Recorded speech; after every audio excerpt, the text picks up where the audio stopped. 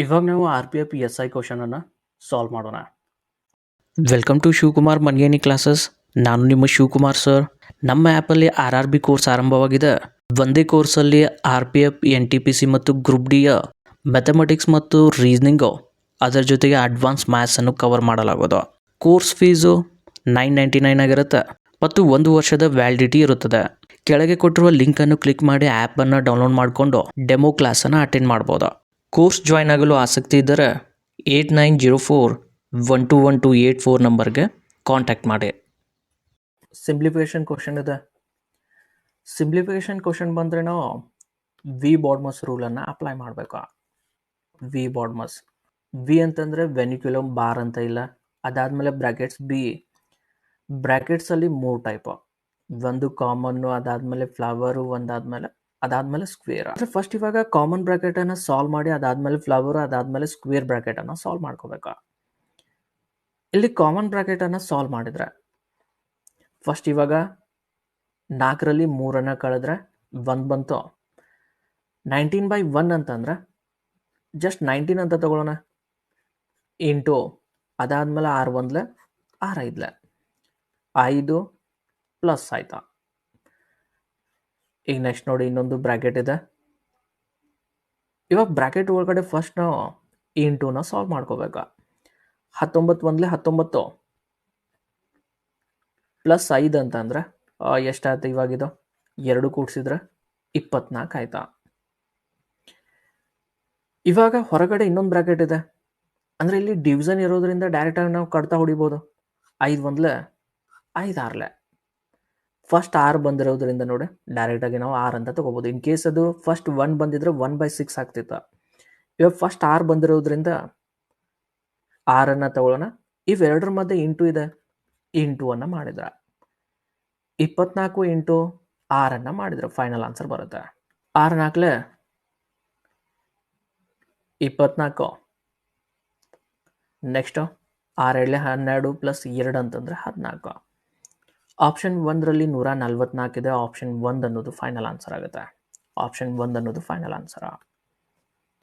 Next ಕ್ವಶನನ್ನು solve ಮಾಡಿದ್ರೆ the difference between the smallest and the largest fractions among, ಅಂದರೆ ಇವುಗಳ ಪೈಕಿ ಅತ್ಯಂತ ಚಿಕ್ಕ ಮತ್ತು ಅತ್ಯಂತ ದೊಡ್ಡ ಭಿನ್ನರಾಶಿಗಳ ನಡುವಿನ ವ್ಯತ್ಯಾಸ ಎಷ್ಟು ಅಂತ ಕೇಳಿದ್ದಾರೆ. ಅಂದರೆ ಈ ಕ್ವಶನಲ್ಲಿ ಫಸ್ಟು ನಾವು ಚಿಕ್ಕ ಭಿನ್ನರಾಶಿ ಮತ್ತು ದೊಡ್ಡ ಭಿನ್ನರಾಶಿನ ಮೊದಲು ಕಂಡು ಹಿಡ್ಕೋಬೇಕು. ಅದಾದ ನಂತರ ಅವುಗಳ ನಡುವಿನ ವ್ಯತ್ಯಾಸನ ಕಂಡುಹಿಡಿಬೇಕು. ಈ ರೀತಿ ಭಿನ್ನರಾಶಿಯಲ್ಲಿ ಕೊಟ್ಟರೆ ಚಿಕ್ಕ ಮತ್ತು ದೊಡ್ಡ ಭಿನ್ನರಾಶಿ ಯಾವ ರೀತಿ ಕಂಡುಹಿಡಿಯೋದು? 3/8, 5/9, 26/27, ನೆಕ್ಸ್ಟು 15/32. ಅಂದರೆ ಎಲ್ಲ ನಂಬರ್ ಮುಂದೆ ಒಂದು ಮೇಲ್ಗಡೆ ನೋಡಿ 0ನ ತಗೋಬೇಕು. ಇವಾಗ ಕಡ್ತಾ ಹೊಡಿಬೇಕು. 8 1 ನೆಕ್ಸ್ಟು 8 3 24. ನೆಕ್ಸ್ಟ್ ನೋಡಿ ಇನ್ನೂ ಪಾಯಿಂಟಲ್ಲಿ ಬರುತ್ತೆ. ಪಾಯಿಂಟ್ ಕೊಟ್ಟರೆ ಅಂದರೆ 6 ಉಳಿತು. ನೆಕ್ಸ್ಟು 60 ಆಯಿತು. 8 7 56. ನೆಕ್ಸ್ಟ್ 9 1 9 5 45. 27 1 27 9 ಹೋಗುತ್ತೆ. ಅಂದರೆ ನೆಕ್ಸ್ಟ್ ಇವಾಗ 32 1 32 ಇದು 4 ಹೋಗುತ್ತೆ. ಅಂದರೆ ದೊಡ್ಡ ಭಿನ್ನರಾಶಿ ಯಾವುದಾಯ್ತು ಇವಾಗ? 26/27 ಅನ್ನೋದು. ಯಾಕಂದರೆ ಕಡ್ತಾ ಹೊಡೆದ್ಮೇಲೆ ಯಾವುದು ದೊಡ್ಡ ವ್ಯಾಲ್ಯೂ ಬಂದಿರುತ್ತೆ ನೋಡಿ, ಅದೇ ದೊಡ್ಡ ಭಿನ್ನರಾಶಿ. ನಾವು ಡೈರೆಕ್ಟಾಗಿನೂ ಹೇಳ್ಬೋದು. ಅಂದರೆ ಇವಾಗ 26 ಮತ್ತು 27ರ ನಡುವಿನ ವ್ಯತ್ಯಾಸ ಕಡಿಮೆ ಇದೆ. ಯಾವ್ದು ಕಡಿಮೆ ಇರುತ್ತೆ ನೋಡಿ, ಅದೇ ದೊಡ್ಡ ಭಿನ್ನರಾಶಿ ಆಗುತ್ತೆ. ಆದರೆ ಇದು ನೆಕ್ಸ್ಟು ಕೆಲವೊಂದು ಸಾಲ್ವ್ ಮಾಡೋತ್ತಾಗ ಕನ್ಫ್ಯೂಷನ್ ಜಾಸ್ತಿ ಆಗುತ್ತೆ. ಅದಕ್ಕೆ ನೋಡಿ ಈ ರೀತಿ ಕಡ್ತಾ ಹೊಡೆಯೋದು ಬೆಸ್ಟು. ಅಂದರೆ ಕಡ್ತಾ ಹೊಡೆದ್ರೆ ಅಕ್ಯುರೇಟ್ ಆನ್ಸರ್ ಇರುತ್ತೆ. ಇವಾಗ ಎಲ್ಲ ಆಪ್ಷನ್ನು ಡಿಫ್ರೆನ್ಸ್ ಸೇಮ್ ಬಂದಾಗ ಅವಾಗ ನೋಡಿ ಕಡ್ತಾ ಹೊಡಿಬೇಕಾಗುತ್ತೆ. ಸೊ ಅದಕ್ಕೆ ಎಲ್ಲ ನಂಬರನ್ನು ಕಡ್ತಾ ಹೊಡೆದ್ರೆ ಅಕ್ಯುರೇಟ್ ಆನ್ಸರ್ ಇರುತ್ತೆ. ಇವಾಗ ಚಿಕ್ಕ ನಂಬರ್ ಯಾವುದಾಯ್ತು? 3.7. ಅಂದರೆ ಅದರ ವ್ಯಾಲ್ಯೂ 3/8. 26/27 ನೆಕ್ಸ್ಟ್ ಇವಾಗ 3/8 ನಾವು ಕಳಿಬೇಕು. ವ್ಯತ್ಯಾಸ ಅಥವಾ ಡಿಫ್ರೆನ್ಸ್ ಅಂತಂದರೆ ಕಳಿಬೇಕಾಗತ್ತೆ. ಇವಾಗ 27 ನೆಕ್ಸ್ಟು 8ರ LCM ತಗೋಬೇಕು. ಇವೆರಡು ಒಂದೇ ಮಗ್ಗಿಯಲ್ಲಿ ಬರುವುದಿಲ್ಲ. ಅಂದರೆ ಡೈರೆಕ್ಟಾಗಿ 27 ಮತ್ತು 8 ಗುಣಿಸಿದ್ರೆ LCM ಬರುತ್ತೆ. LCM ಎಷ್ಟಾಗುತ್ತೆ ಇವಾಗ? 8 7 56. ಅಂದರೆ ಲಾಸ್ಟು ಇವಾಗ 6 ಬಂದಿದೆ ಅಂದ್ರೆ ಕೆಳಗಡೆ ಆಪ್ಷನಲ್ಲಿ 6 ಇರೋದು ಒಂದೇ ಆಪ್ಷನ್ ಇದೆ. ಆಪ್ಷನ್ 3 ನೋಡಿ ಇದು ಆನ್ಸರ್ ಆಗುತ್ತೆ. ನೀವು ಕಂಪ್ಲೀಟಾಗಿ ಸಾಲ್ವ್ ಮಾಡಿದ್ರು ಸೇಮ್ ಆನ್ಸರ್ ಬರುತ್ತೆ. ಅಂದರೆ ನೆಕ್ಸ್ಟ್ ಇವಾಗ ಸಾಲ್ವ್ ಮಾಡಿದ್ರೆ 8 8 16 + 5 ಅಂತಂದ್ರೆ 21. ಕೆಳಗಡೆ ವ್ಯಾಲ್ಯೂ 216 ಬಂದಿದೆ ಅಂದ್ರೆ ಒಂದೇ ಆಪ್ಷನ್ ಇದೆ 216 ಇರೋದು. ಆಪ್ಷನ್ 3 ನೋಡಿ ಆನ್ಸರ್ ಆಗುತ್ತೆ. ಇವಾಗ ಕಂಪ್ಲೀಟಾಗಿ ಸಾಲ್ವ್ ಮಾಡಿದ್ರೆ 27 ಎಷ್ಟಲೇ 216 ಆಗುತ್ತೆ 8ಲೇ. ಅದೇ ರೀತಿ 8 27. ಫಸ್ಟು ಇವಾಗ 26 × 8 ಮಾಡಬೇಕು. 8 6ಲೇ 48, 8 2ಲೇ 16 + 4 ಅಂತಂದರೆ 20. ನೆಕ್ಸ್ಟ್ ಇವಾಗ 27 3ಲೇ 81 ಆಗುತ್ತೆ. ಕಳೆದ್ರೆ ಏನಾಗುತ್ತೆ ಇವಾಗ 208ರಲ್ಲಿ 81 ಕಳೆದ್ರೆ 8ರಲ್ಲಿ 1 ಕಳೆದ್ರೆ 7, 10ರಲ್ಲಿ 8 ಕಳೆದ್ರೆ 2, 2ರಲ್ಲಿ 1 ಕಳೆದ್ರೆ 1, ಕೆಳಗಡೆ 216. ಆಪ್ಷನ್ 3 ಅಥವಾ ಸಿ ಅನ್ನೋದು ಫೈನಲ್ ಆನ್ಸರ್ ಆಗುತ್ತೆ. ಈ ರೀತಿ ಫ್ರ್ಯಾಕ್ಷನ್ ಕ್ವಶನ್ ಬಂದರೆ ಎಲ್ಲ ನಂಬರ್ ಮುಂದೆ ಒಂದು 0 ತೊಗೋಬೇಕು, ಕಡ್ತಾ ಹೊಡಿಬೇಕು. ಕಡ್ತಾ ಹೊಡೆದ್ರೆ ಯಾವುದು ದೊಡ್ಡದು ಯಾವುದು ಸಣ್ಣದ ವ್ಯಾಲ್ಯೂ ಅಂತ ಅನ್ನೋದು ಸಿಗುತ್ತೆ. ಅದಾದಮೇಲೆ ಮುಂದಿನ ಕ್ವಶನನ್ನು ಸಾಲ್ವ್ ಮಾಡ್ಕೋಬೇಕು. ನೆಕ್ಸ್ಟ್ ಕ್ವಶನನ್ನು ಸಾಲ್ವ್ ಮಾಡಿದ್ರೆ ಸೊ ಈ ಕ್ವಶನ್ ನೋಡಿ ದೊಡ್ಡದಿದೆ. ಸೊ ಇಂಗ್ಲೀಷ್ ಒಂದು ಪೇಜ್ ಆಗಿದೆ. ನೆಕ್ಸ್ಟ್ ಕನ್ನಡದಲ್ಲಿ ಒಂದು ಫುಲ್ ಪೇಜ್ ಇದೆ. ಇವಾಗ ಈ ಕ್ವಶನನ್ನು ಸಾಲ್ವ್ ಮಾಡಿದ್ರೆ ಕ್ವಶನ್ ಏನಿದೆ, ಕೊಟ್ಟಿರುವ ಕೋಷ್ಟಕವನ್ನು ಅಧ್ಯಯನ ಮಾಡಿ ಮತ್ತು ಕೆಳಗಿನ ಪ್ರಶ್ನೆಗೆ ಉತ್ತರಿಸಿ. ಈ ಕೋಷ್ಟಕದಲ್ಲಿ ಶಿಕ್ಷಣ, ಬಾಡಿಗೆ, ಆಹಾರ, ಸಾರಿಗೆ ಮತ್ತು ವಿದ್ಯುತ್ಗಾಗಿ 5 ಜನರು ಖರ್ಚು ಮಾಡಿದ ಮಾಸಿಕ ವೆಚ್ಚವನ್ನು ತೋರಿಸಲಾಗಿದೆ. ಅಂದರೆ ಈ ಟೇಬಲಲ್ಲಿ ಇವಾಗ ಶಿಕ್ಷಣ, ಬಾಡಿಗೆ, ಆಹಾರ, ಸಾರಿಗೆ, ವಿದ್ಯುತ್ತಿನ ಖರ್ಚನ್ನು ಕೊಟ್ಟಿದ್ದಾರೆ. ನೆಕ್ಸ್ಟ್ ಕ್ವಶನ್ ಕೇಳಿರುವುದು ಶಿಕ್ಷಣಕ್ಕಾಗಿ ಖರ್ಚು ಮಾಡಿದ ಮೊತ್ತದ ಸರಾಸರಿ ಮತ್ತು ಸಾರಿಗೆಗಾಗಿ ಖರ್ಚು ಮಾಡಿದ ಮೊತ್ತದ ಸರಾಸರಿಯ ನಡುವಿನ ವ್ಯತ್ಯಾಸವನ್ನು ಕಂಡುಹಿಡಿಯಿರಿ. ಅಂದರೆ ಶಿಕ್ಷಣ ಇವಾಗ ಸೊ ಇಲ್ಲಿ ಫಸ್ಟ್ ಇದೆ, ಇವನ್ನಷ್ಟು ಕೂಡಿಸ್ಕೋಬೇಕು. ಟೋಟಲ್ ಇವಾಗ 5 ವ್ಯಕ್ತಿಗಳು ಇದ್ದಾರೆ ಅಂತಂದರೆ 5ರಿಂದ ಭಾಗಿಸ್ಬೇಕು, ಅವಾಗ ನಿಮ್ಗೊಂದು ವ್ಯಾಲ್ಯೂ ಬರುತ್ತೆ. ಅದೇ ರೀತಿ ಸಾರಿಗೆಗಾಗಿ ಎಷ್ಟು ಖರ್ಚು ಮಾಡಿದ್ದಾರೆ ನೋಡಿ, ಇವನ್ನಷ್ಟು ಟೋಟಲ್ ಮಾಡಬೇಕು. ಟೋಟಲ್ ಮಾಡಿ 5ರಿಂದ ಭಾಗಿಸ್ಬೇಕು, ಅವಾಗ ನಿಮ್ಗೆ ಇನ್ನೊಂದು ವ್ಯಾಲ್ಯೂ ಬರುತ್ತೆ. ಅವು ಎರಡರ ನಡುವಿನ ವ್ಯತ್ಯಾಸನ ಕಂಡುಹಿಡಿಬೇಕಾ. ಇವಾಗ ಕೂಡಿಸಿದ್ರೆ ಎಷ್ಟಾಗುತ್ತೆ ನೋಡಿ. ಇವಾಗ ಇದು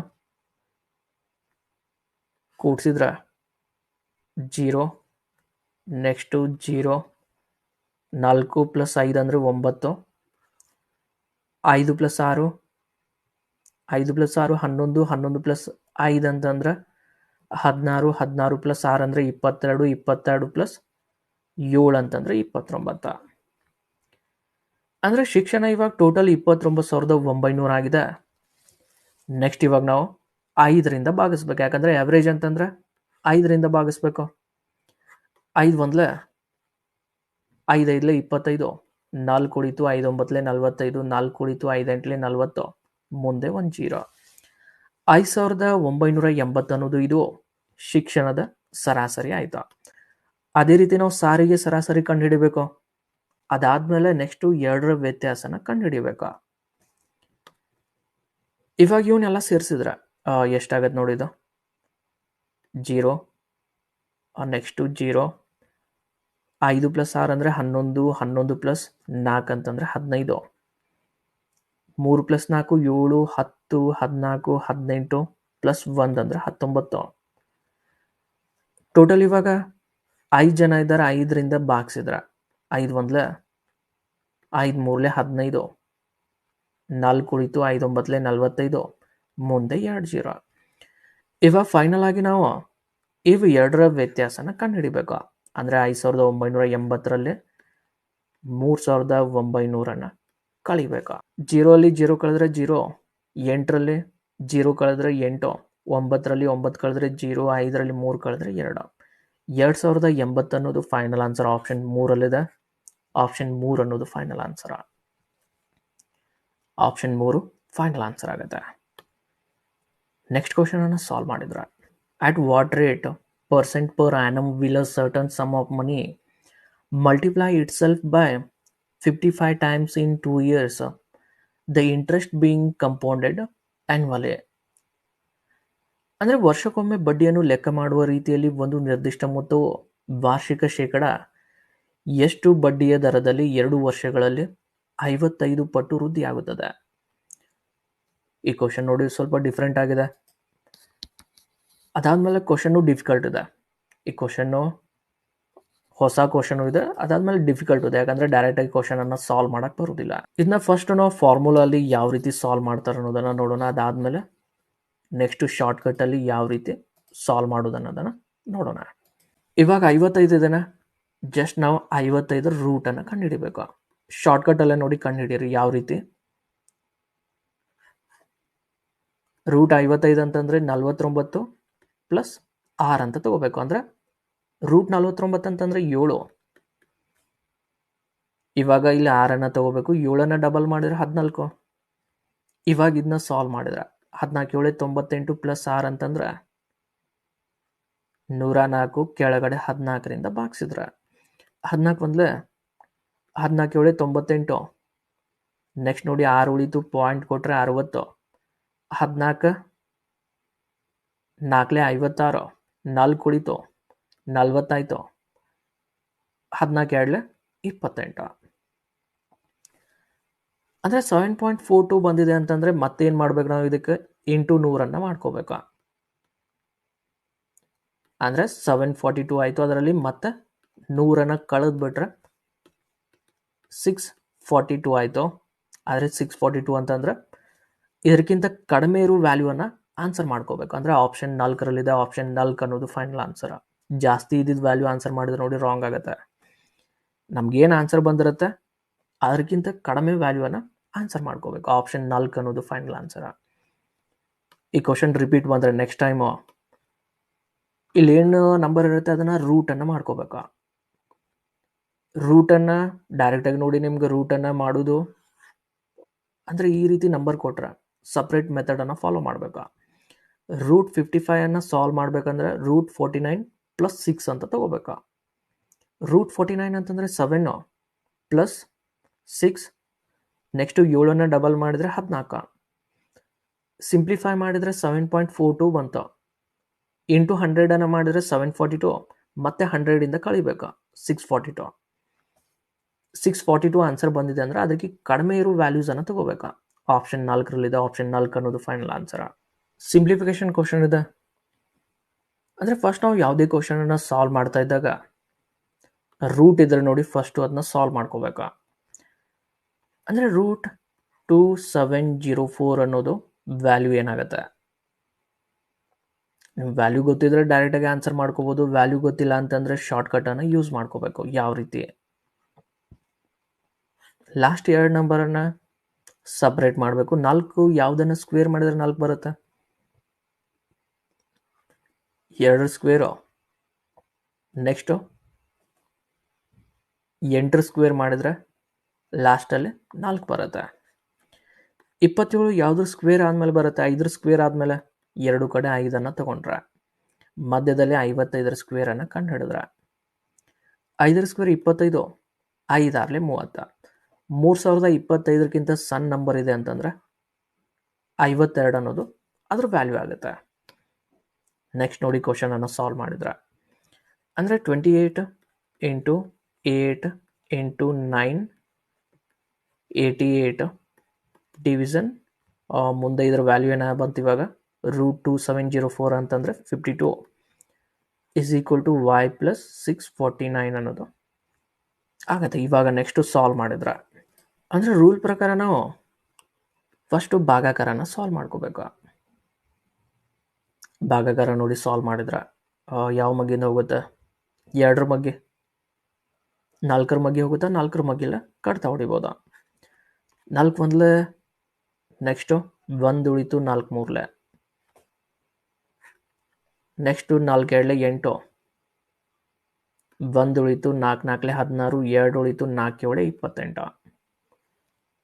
ನೆಕ್ಸ್ಟ್ 13ರಿಂದ ಕಟ್ತಾ ಹೋಗುತ್ತಾ, 13 ಒಂದ್ಲೆ, 13 ಒಂದ್ಲೆ, ನೆಕ್ಸ್ಟ್ ಎಷ್ಟು ಉಳಿತು ಇವಾಗ 11 ಉಳಿತು.